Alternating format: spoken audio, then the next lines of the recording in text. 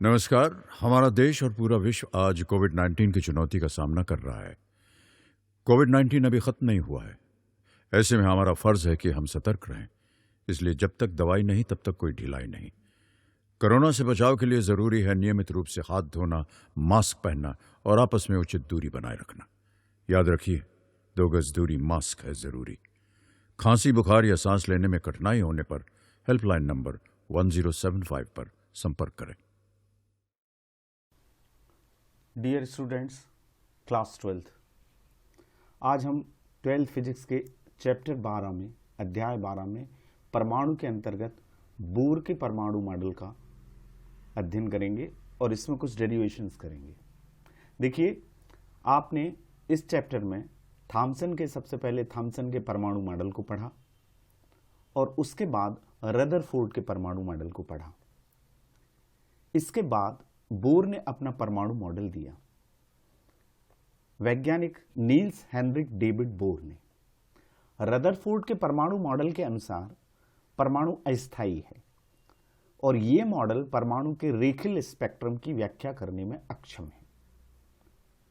इसलिए सन 1930 में Niels Bohr ने इन समस्याओं का निराकरण किया और उनको नोबेल प्राइज भी मिला और उन्होंने एक नया मॉडल अपना परमाणु के बारे में प्रस्तुत किया और उसमें क्वांटम सिद्धांत की मदद ली और इस मॉडल को हम कहते हैं बोर का परमाणु मॉडल। तो आपसे एक प्रश्न पूछा जाता है कि बोर के परमाणु मॉडल के मुख्य अभिग्रहित जो अभिकल्पनाएं उनने की, जो अभिधारणाएं प्रस्तुत की, वो पूछी जाती हैं। तो वो कौन कौन सी कॉन्सेप्ट थी, कौन कौन से पोस्टुलेट्स थे, वो हम देख लेते हैं। सबसे पहली बात जो बोर ने कही वो ये कही कि परमाणु का सारा द्रव्यमान, समस्त द्रव्यमान और पूरा धनावेश उसके नाभिक पर केंद्रित रहता है। परमाणु का नाभिक होता है जिसमें धनावेशित कण प्रोटॉन होते हैं। तो बोर ने ये पोस्टुलेट पहला दिया। 3 एनसीईआरटी की बुक में 3 पोस्टुलेट हैं, लेकिन हम उनको स्प्लिट करके समझेंगे। तो पहला पोस्टुलेट क्या है, पहला अभिग्रहित क्या है? परमाणु का समस्त द्रव्यमान उसके और धनावेश उसके नाभिक पर केंद्रित रहता है। दूसरा, इलेक्ट्रॉनों और नाभिक के धनावेशों के बीच लगने वाला आकर्षण बल। नाभिक में धनावेश है और उसके चारों ओर इलेक्ट्रॉन रिवॉल्व करते हैं। इनके बीच में जो आकर्षण बल लगता है उसके इलेक्ट्रॉनों के लिए वृत्तीय गति के लिए आवश्यक अभिकेंद्रीय बल प्रदान करता है। जो स्थिर विद्युत बल लगेगा वो सर्कुलर मोशन के लिए अभिकेंद्रीय बल प्रदान करेगा। आपने 11th में पढ़ा है, जब कोई भी कण वृत्ताकार पथ पर गति करता है तो उसको अभिकेंद्रीय बल की आवश्यकता होती है। तो बोर ने अपने अभिग्रहित में ये कहा कि जब इलेक्ट्रॉन वृत्तीय गति करते हैं तो उनके लिए आवश्यक जो अभिकेंद्रीय बल है वो नाभिक के धनावेशों और इलेक्ट्रॉन के बीच में लगने वाले आकर्षण बल के कारण मिलता है। तीसरा पॉइंट ये है कि इलेक्ट्रॉन नाभिक के चारों ओर सभी संभव कक्षाओं में नहीं घूमते। जो रदरफोर्ड ने कहा था, सभी संभव कक्षाओं में नहीं घूमते, अपितु कुछ विशिष्ट कक्षाओं में, विशिष्ट ऑर्बिट्स में घूमते हैं और इन कक्षाओं को कहते हैं स्थायी कक्षा। स्थायी कक्षा अब क्या है? स्थायी कक्षा बोर के अनुसार वह कक्षा है जिसमें किसी इलेक्ट्रॉन का कोणीय संवेग h/2π का पूर्ण गुणज होता है। इसको आपको विशेष रूप से ध्यान रखना है। आगे आने वाले डेरिवेशंस में हम इसका यूज करेंगे। स्थायी कक्षा वह कक्षा जिसमें किसी इलेक्ट्रॉन का कोणीय संवेग h/2π का पूर्ण गुणज होता है और h क्या है?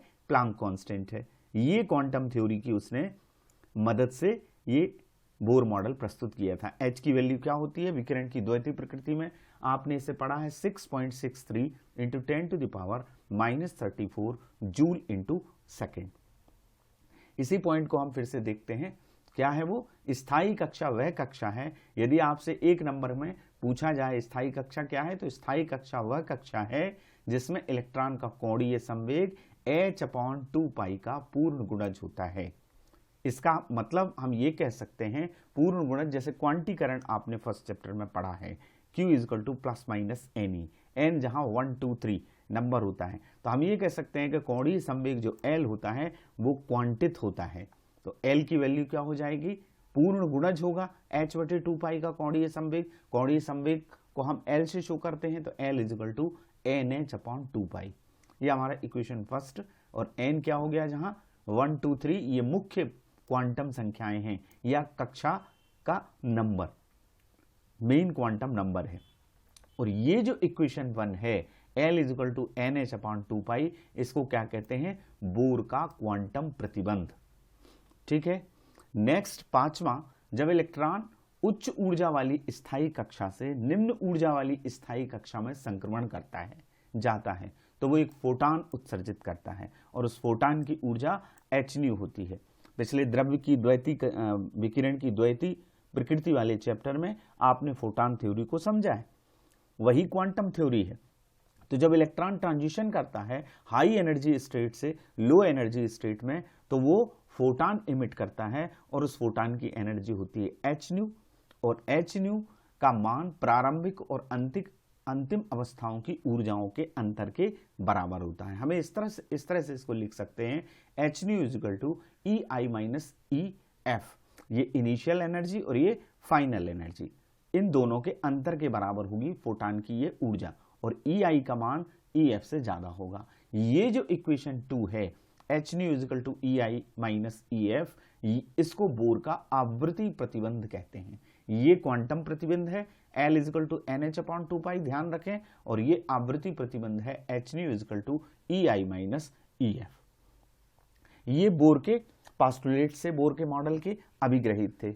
अब हम चूंकि अब क्वेश्चन आंसर फॉर्मेट में करेंगे, एग्जाम का टाइम आपका नजदीक आ रहा है, तो आप इस हिसाब से करें अध्ययन कि आपको जो एग्जाम में आता है, एग्जाम ओरिएंटेड हम करेंगे, तो क्वेश्चन किस तरह से आता है वो आप समझ लीजिए। बोर के परमाणु के मॉडल के आधार पर स्थायी कक्षा की त्रिज्या का व्यंजक ज्ञात कीजिए।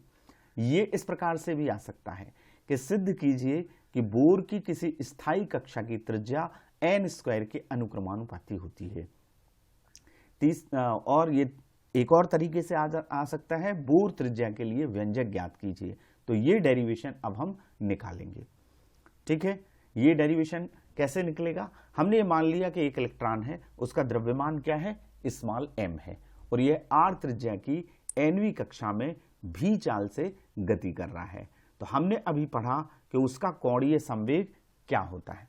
ठीक है, तो कोणीय संवेग L इज इक्वल टू, पहला इक्वेशन क्या होगा, कोणीय संवेग आप जानते हैं, रेखीय संवेग के आघूर्ण को कोणीय संवेग कहते हैं। अब रेखीय संवेग होता है द्रव्यमान गुणित वेग into r, L is equal to होता है mvr। ये हमारा इक्वेशन फर्स्ट हो गया। अभी हमने बोर के मॉडल के अभिग्रहित में पढ़ा कि बोर के अनुसार nवीं कक्षा में इलेक्ट्रॉन का जो कोणीय संवेग है वो होता है L is equal to NH/2π। तो हमारे पास दो इक्वेशन हो गए, फर्स्ट वाला L is equal to mvr और second L is equal to NH/2π। हम इन दोनों इक्वेशंस को बराबर कर देंगे। बराबर करेंगे तो हमारे पास आएगा mvr इक्वल्स टू NH/2π। ये दोनों इक्वेशन हमारे बराबर आ गए। इससे हम v की वैल्यू निकाल लें, तो v इज इक्वल टू आएगा mr को आप नीचे ले आइए, तो NH/2π mr। ये हमारा क्या हो गया, इक्वेशन थर्ड हो गया। ये हमारा फर्स्ट इक्वेशन था, ये सेकंड था, इन दोनों से हमने v की वैल्यू निकाली, ये समीकरण 3 था। ठीक है, अब आप जानते हैं वृत्तीय गति के लिए अभिकेंद्रीय बल स्थिर विद्युत बल के बराबर होता है। ये बोर के अभिग्रहित में, मॉडल के अभिग्रहित का दूसरा पॉइंट था कि इलेक्ट्रॉन जब वृत्ताकार पथ पर गति करता है तो उसको अभिकेंद्रीय बल की आवश्यकता होती है। वो इलेक्ट्रॉन और नाभिक के बीच में लगने वाले स्थिर विद्युत बल से मिलता है। इसका मतलब ये हुआ कि अभिकेंद्रीय बल स्थिर विद्युत बल के बराबर होगा। अब अभिकेंद्रीय बल क्या होता है, 11th में आपने पढ़ा है mv²/r, बहुत जगह यूज होता है। और स्थिर विद्युत बल जो आपने फर्स्ट इलेक्ट्रोस्टैटिक्स में पढ़ा है 1/4πε0 q1 q2/r²। अब q1 यानी नाभिक का पर जितना आवेश है, z यहां पर क्या होता है, परमाणु क्रमांक, एटॉमिक नंबर। ठीक है, e इलेक्ट्रॉन पर चार्ज हो गया, और ये e एक इलेक्ट्रॉन घूम रहा है तो इलेक्ट्रॉन पर चार्ज हो गया। तो पहला आवेश q1 की वैल्यू क्या हुई, Ze, ये नाभिक का द्रव्यमान है, z उसका परमाणु क्रमांक है। ठीक है, और इंटू e, तो ये आ गया। अब इससे mv² हमको निकालना है, तो हम क्या करेंगे, इस r का पक्षांतर कर देंगे, ये r हमारा यहां आ जाएगा। तो ये इक्वेशन हो जाएगा mv² equals to r into 1/4πε0 Z E into E upon R square. अब हम क्या कर सकते हैं, इस आर से हम एक आर को कैंसिल कर देंगे, ये वाला आर है, इस आर स्क्वायर लिखा हुआ है, तो एक आर अपॉन में हमारा बचेगा। तो हमारे पास इक्वेशन 4 आएगा, M V square equals to 1/4πε0 Z E into E upon R. अब देखिए इक्वेशन फर्स्ट में हमने v की वैल्यू, इक्वेशन थर्ड में हमने v की वैल्यू निकाली हुई है। यहाँ एम बी स्क्वायर आपको दिख रहा है, एम बी स्क्वायर के v में v की जगह हमने रखा NH/2πmr और ऊपर स्क्वायर लगा है तो स्क्वायर लगा लिया।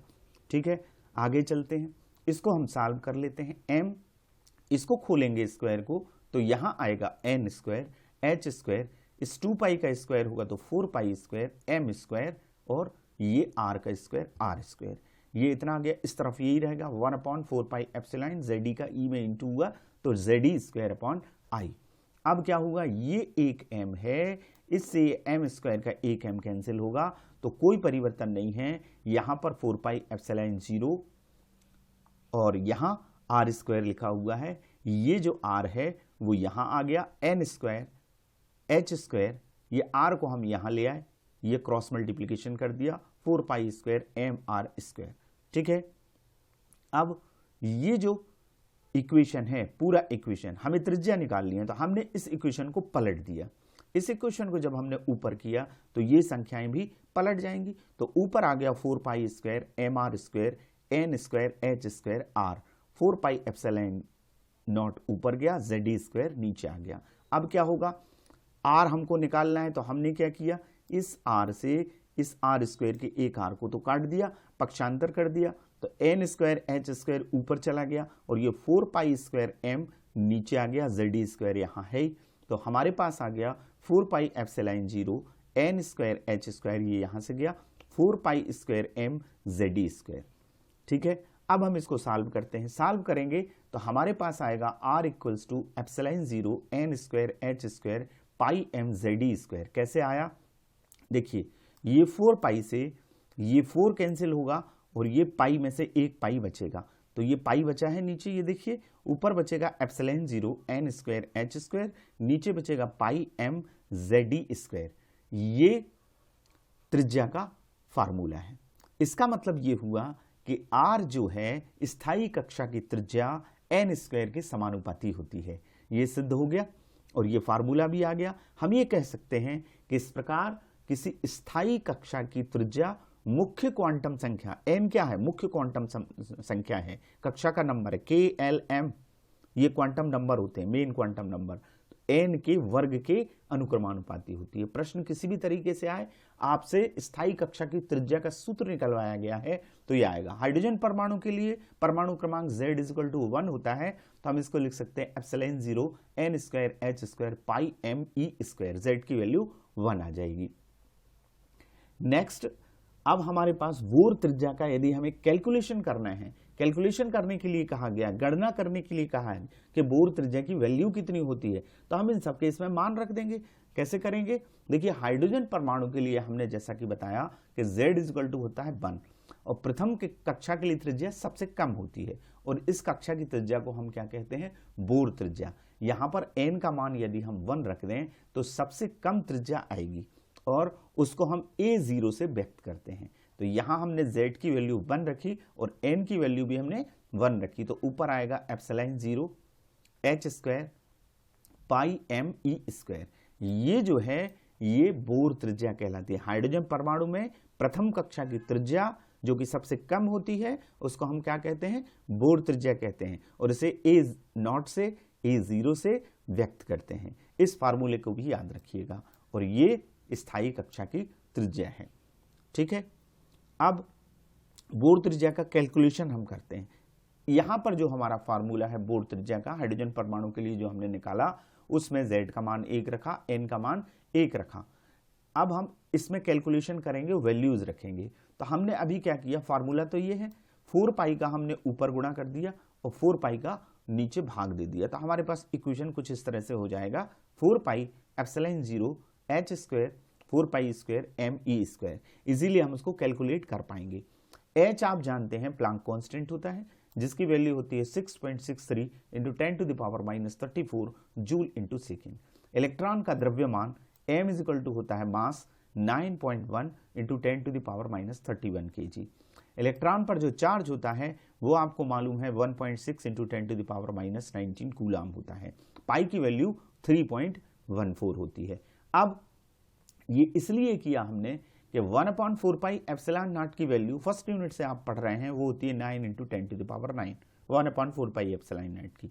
तो 4 पाई एप्सिलॉन नॉट की कितनी वैल्यू होगी 1/9 इंटू 10⁻9। ये वैल्यू हमने रख दी। एप्सिलॉन यहां तक की वैल्यू होगी h स्क्वायर, ये h की वैल्यू है 6.63 इंटू 10⁻34 का होल स्क्वायर, 4 ये 4 है, पाई स्क्वायर यानी 3.14 का स्क्वायर, मास की वैल्यू 9.1 इंटू 10⁻31 इंटू ई की वैल्यू, ई इलेक्ट्रॉन पर आवेश है, ये है 1.6 इंटू 10⁻19 स्क्वायर।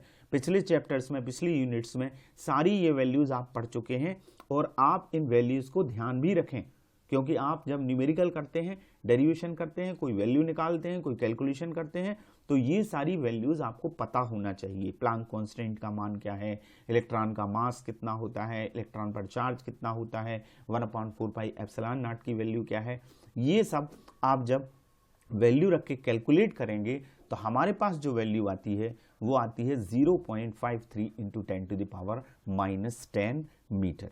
हम ये कह सकते हैं कि एक एंगस्ट्रॉम में 10⁻10 मीटर के बराबर होता है, तो 10⁻10 मीटर की जगह एंगस्ट्रॉम आ जाएगा। तो हम ये कह सकते हैं कि बोर त्रिज्या 0.53 एंगस्ट्रॉम होती है। तो इस तरह से बोर त्रिज्या की हमने कैलकुलेशन कर ली। नेक्स्ट एक और क्वेश्चन हमारे बोर्ड के क्वेश्चन पेपर में पूछा जाता है जनरली, बोर के परमाणु मॉडल के आधार पर स्थायी कक्षा की ऊर्जा का व्यंजक ज्ञात कीजिए। एनर्जी निकालना है, या ये आएगा सिद्ध कीजिए कि बोर के किसी स्थायी कक्षा की ऊर्जा हाइड्रोजन के लिए E is equal to -13.6 electron volt upon n square होती है। ये डेरिवेशन भी हम निकालेंगे। या इसको इस तरह से पूछा जाता है कि बोर मॉडल के अनुसार nवीं कक्षा में इलेक्ट्रॉन की ऊर्जा के लिए व्यंजक ज्ञात कीजिए। तो चलिए इस डेरिवेशन को हम करते हैं। देखिए, बोर मॉडल के आधार पर हम ये मान लेते हैं कि m द्रव्यमान का आवेश है, जो हमने पिछले डेरिवेशन में माना। आवेश उस पर इस्तेमाल E है। एक इलेक्ट्रॉन नाभिक के चारों ओर r त्रिज्या की nवीं कक्षा में, उसका वेग क्या है v है, और उससे वो सर्कुलर मोशन कर रहा है। ठीक है, सर्कुलर मोशन कर रहा है तो उसकी टोटल एनर्जी क्या होगी, इलेक्ट्रॉन की एनर्जी En nवीं कक्षा में गतिज ऊर्जा प्लस विद्युत स्थितिज ऊर्जा। ठीक है, गतिज ऊर्जा हाफ mv² होती है, आप जानते हो। तो nवीं कक्षा की ऊर्जा आएगी En is equal to 1/2 mv²। विद्युत स्थितिज ऊर्जा ये भी आपने फर्स्ट चैप्टर में पढ़ी है, 1/4 पाई एप्सिलॉन 0 Zd, ये नाभिक पर कुल आवेश है, इंटू इलेक्ट्रॉन पर आवेश minus E, Zd minus E upon R। यह हमारा इक्वेशन फर्स्ट हो गया। ये गतिज ऊर्जा और ये विद्युत स्थितिज ऊर्जा का सूत्र है। इन दोनों के टोटल से इक्वेशन 1 आ गया। अब हम जानते हैं वृत्तीय गति के लिए, अभी आपने पढ़ा है पिछले डेरिवेशन में कि अभिकेंद्रीय बल और स्थिर विद्युत बल बराबर होते हैं। यानी वृत्तीय गति के लिए, इलेक्ट्रॉन की वृत्तीय गति के लिए जो अभिकेंद्रीय बल है वो स्थिर विद्युत बल से प्राप्त होता है। इसका मतलब है हमने अभी यहां पर पिछले डेरिवेशन में ये किया था, अभिकेंद्रीय बल क्या mv² अपॉन r, और स्थिर विद्युत बल क्या q1 q2 अपॉन r² 1/4 पाई एप्सिलॉन 0 सूत्र से। तो 1/4 पाई epsilon 0 Zd into E upon r²। इससे हम क्या करेंगे, mv² की वैल्यू निकाल लेंगे। उसके लिए क्या करना पड़ेगा, r का यहाँ त्रियक गुणा करना पड़ेगा। r का हमने गुणा कर दिया, ये r हमारा क्या आ गया, ऊपर आ गया। तो अब mv² अपॉन 2 कर दिया, हाफ mv² की वैल्यू निकालना है, 2 का भाग दे दिया। r से ये r कैंसिल हुआ, यहाँ केवल r बचेगा, लेकिन हमने 2 का यहाँ भाग दिया है तो 2 का हमें यहाँ भाग देना पड़ेगा। तो ये आ जाएगा 1/4 पाई epsilon 0 Zd into E upon 2r। ये हमारा इक्वेशन 2 है। यानी हमने हाफ mv² की वैल्यू निकाल ली इक्वेशन 2 में। अब आप इक्वेशन फर्स्ट को देख रहे होंगे, हाफ mv² है यहाँ पर गतिज ऊर्जा, तो ये वैल्यू पूरी 1/4 पाई epsilon 0 Zd into E upon 2r, यहाँ हम इस वैल्यू को रख देंगे।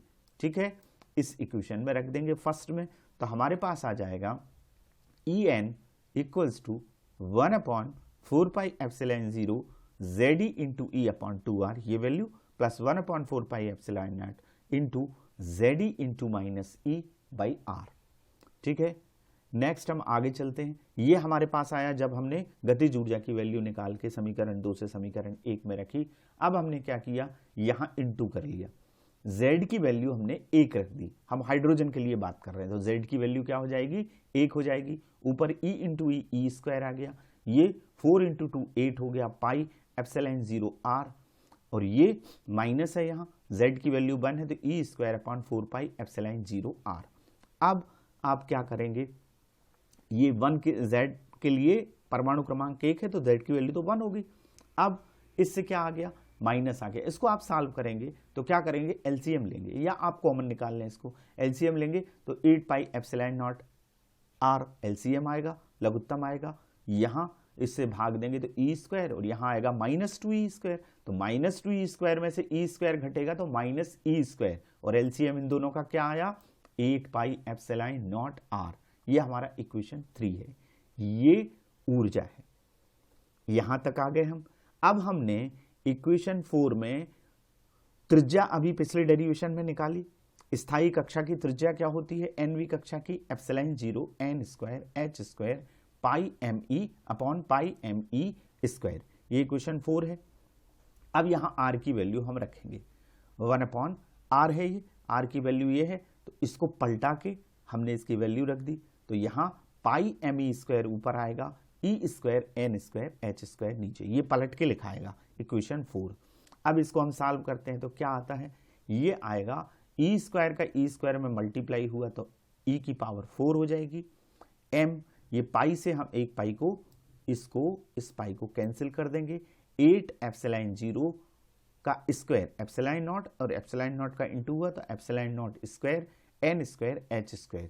ये हमारी En की वैल्यू यहां तक आई। ये कुल ऊर्जा होती है। हमें प्रूफ करना है -13.6। अब हमें इसमें वैल्यू रखना पड़ेगी। H की वैल्यू क्या होती है, प्लांक कांस्टेंट की 6.63 into 10⁻34 joule into second. Electron का द्रव्यमान 9.1 इंटू 10⁻31 kg। E इलेक्ट्रॉन पर चार्ज 1.6 इंटू 10⁻19 कूलम। ये मैंने आपसे कहा था, ये सारी वैल्यूज आपको ध्यान रखना है।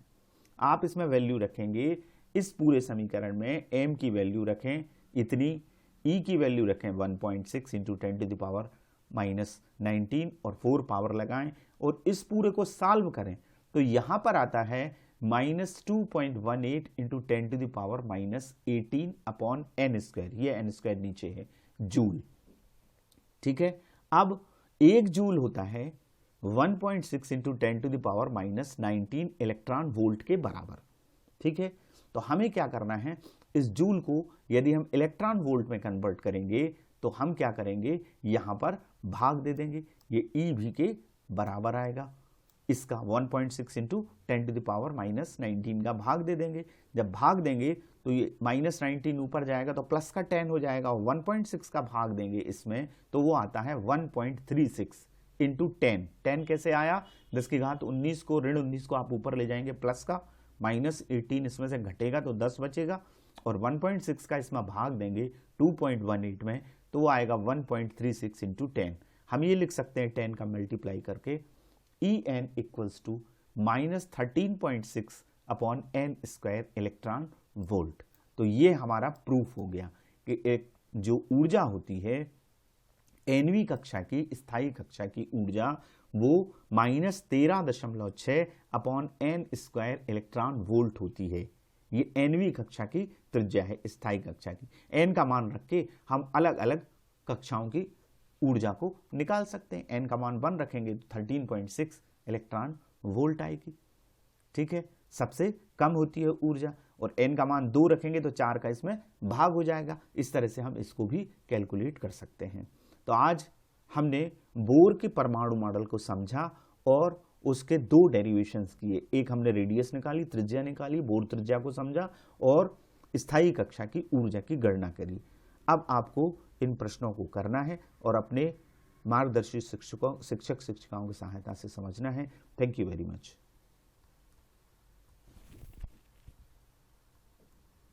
किशोरावस्था संबंधित समस्याओं के परामर्श हेतु समर्पित उमंग किशोर हेल्पलाइन के टोल फ्री नंबर 144225 पर संपर्क करें।